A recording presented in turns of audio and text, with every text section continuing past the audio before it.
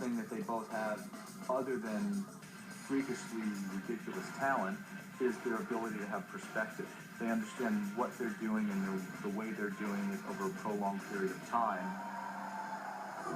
Pistol Pete is 10 years older than King Roger, allowing them to play each other once in the twilight of Sampras's career in 2001 at their place of glory.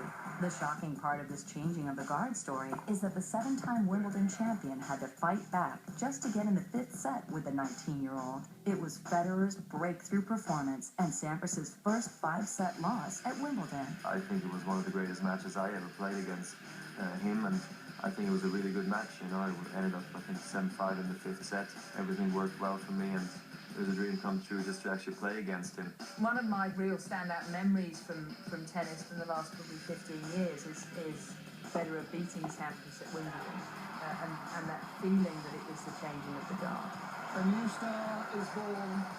Obviously, they had the match at Wimbledon that Federer won, but he was already sort of on the back nine of his career, and Federer was just getting started. It wasn't a great overlap. Just 1 decade after Sampras's domination, Roger started collecting championships faster than the rising price of gas. But it wasn't until the summer of 2009 that Federer would finally surpass Sampras as the all-time leader in major championships. Yet we all have to wonder what would happen if these two BFFs had met in their prime. I think it would be an incredible kind of fight every time they walked on the court, and I think it'd be very even. He had a way of elevating his game based on who he was playing. And Agassi always brought out the best in him.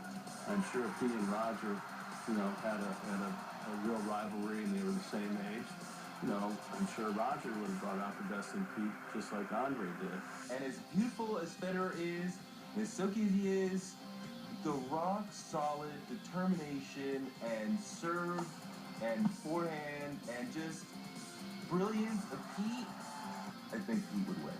It's what it is, Unfortunately, we can't play that generation all the time. I was able to play Pete, so I'm still one of the guys who was able to play against that generation, which I'm very proud of.